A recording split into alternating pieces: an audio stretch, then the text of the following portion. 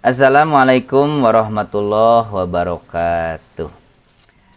Alhamdulillah wa syukrulillah la hawla wa la quwata illa billah.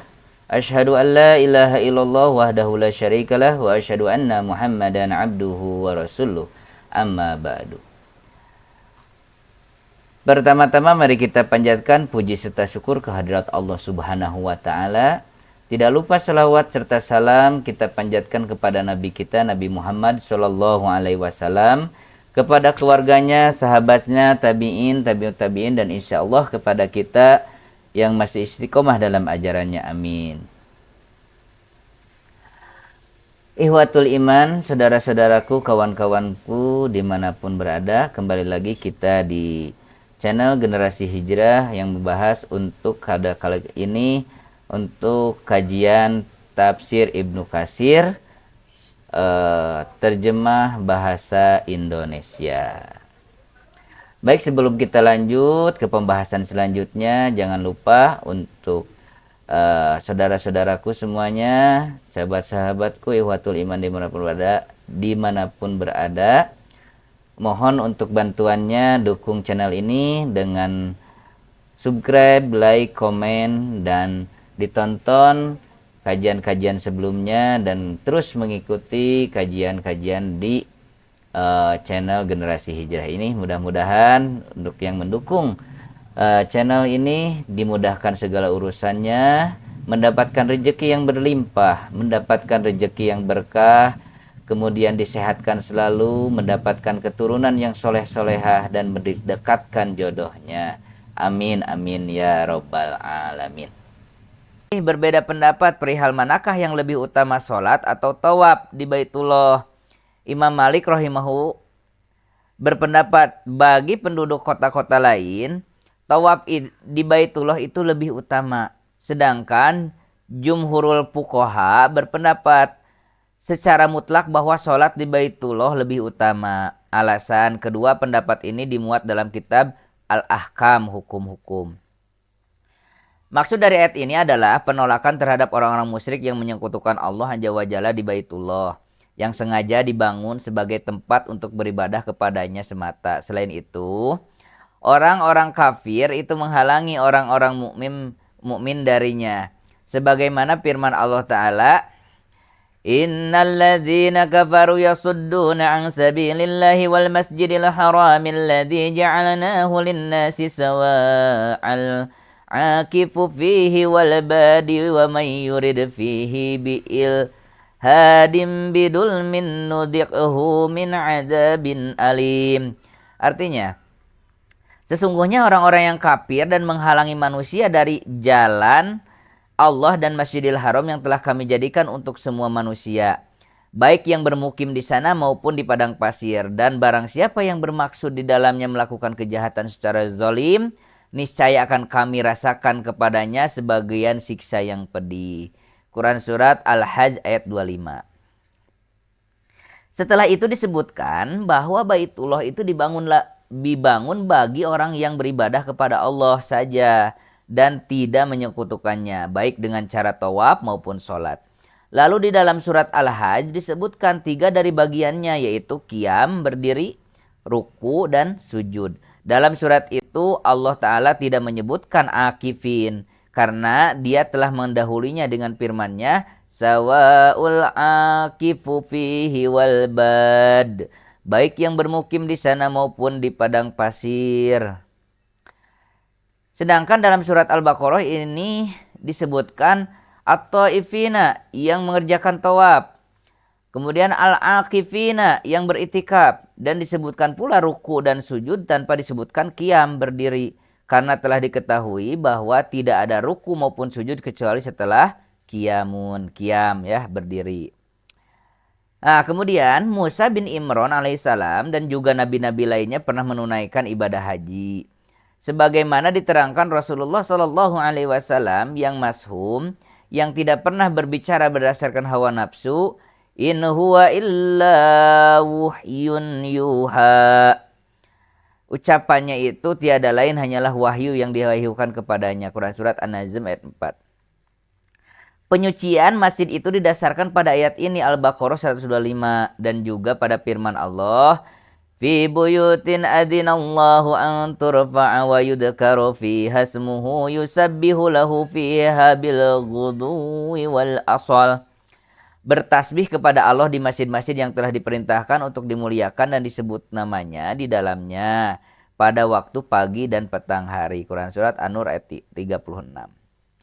Dan juga berdasarkan sunnah Nabi, yaitu beberapa hadis yang memerintahkan penyucian Baitullah, perawatannya, dan pemeliharaannya dari segala macam kotoran, najis, dan sebagainya.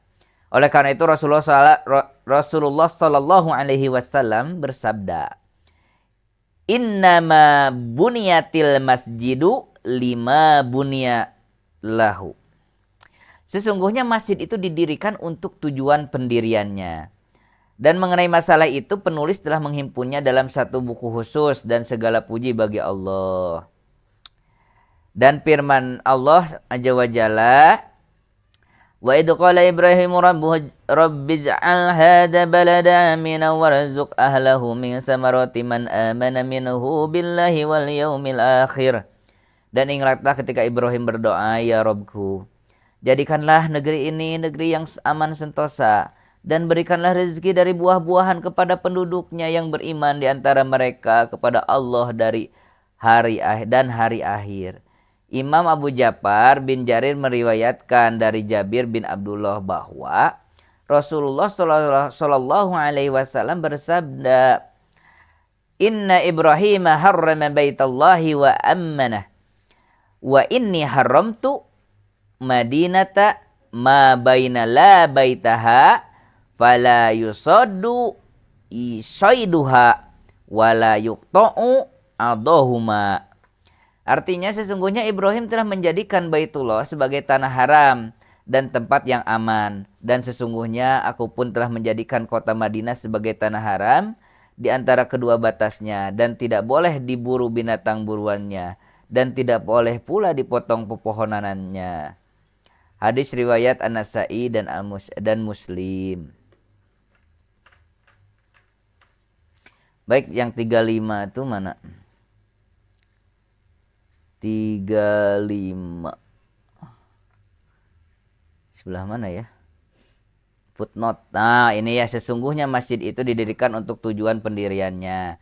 Nah, ini keterangannya bahwa hadis tersebut diriwayatkan Imam Muslim. Hadis tersebut permulaannya adalah bahwa Nabi usai mengerjakan sholat, ada seseorang berdiri seraya berucap, siapa yang dapat memberitahukan di mana unta merah? Maka Nabi SAW berujar, engkau tidak akan menemukannya karena ia didirikan.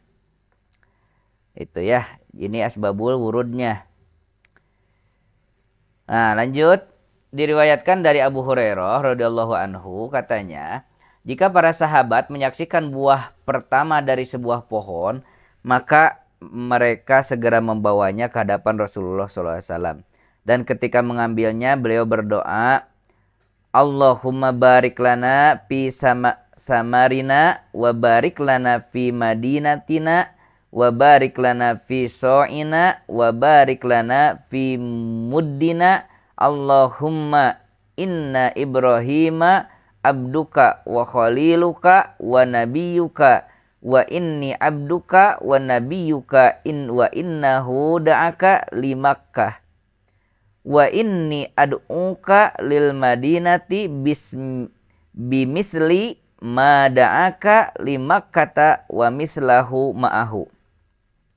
Ya Allah, berkatilah kami pada buah-buahan kami, pada kota kami, dan berkahi pula kami pada So' dan Mud kami. Ya Allah, sesungguhnya Ibrahim adalah hambamu, kekasihmu dan nabimu, dan bahwasanya aku ini adalah hambamu dan nabimu. Ibrahim telah berdoa untuk Mekah, dan aku berdoa untuk Madinah seperti ia berdoa untuk Mekah, dan keberkahan juga sepertinya.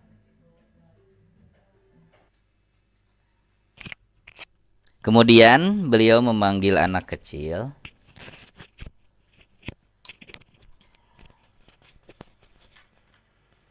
dan memberikan buah tersebut kepadanya, dan menurut lafaz Imam Muslim disebutkan barokatun ma'a barokah.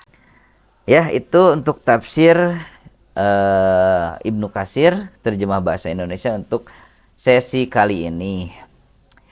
Baik, sebelum kita tutup, kita akan biasakan untuk mendoakan saudara-saudara kita di Palestina ya, yang seiman, yang mendapatkan musibah, mendapatkan kezaliman-kezaliman. Baik, bismillahirrahmanirrahim. Allahumma anzil mustad'afina minal mu'minina fi Palestin. Allahumma ansur mujtahidina fi Palestin wa fi kulli makan. Allahumma ansur muslimin al mustad'afina fi kulli makan. Allahumma shdud wat'ataka ala a'da'id dini minal kafirina wad dhalimina fi Palestin wa fi kulli makan. Ya Allah, selamatkanlah kaum mukmin yang lemah di Palestina. Ya Allah, tolonglah orang-orang yang berjihad di Palestina dan di berbagai tempat. Ya Allah, tolonglah kaum muslimin yang lemah di berbagai tempat. Ya Allah, keraskanlah siksamu kepada musuh-musuh Islam, orang-orang kafir dan zalim di Palestina dan di mana saja. Amin, amin, ya Rabbal Alamin. Baik, itu saja untuk kajian kali ini. Mudah-mudahan bermanfaat, jadi amal ibadah untuk kita semua. Dan ibadah kita mendapat ridho dari Allah Subhanahu wa Ta'ala. Amin. Oke, sekali lagi mohon dukungannya untuk channel ini. Tolong di subscribe, tolong di like, tolong di komen, dan ditonton untuk video-video sebelumnya sampai selesai ya. Oke, terima kasih. Ditutup saja dengan doa kifaratul majlis. Subhanaka Allahumma rabbana wa bihamdika asyhadu an la ilaha anta wa astaghfiruka wa atubu ilaik. Wassalamualaikum warahmatullahi wabarakatuh. Amin ya rabbal alamin.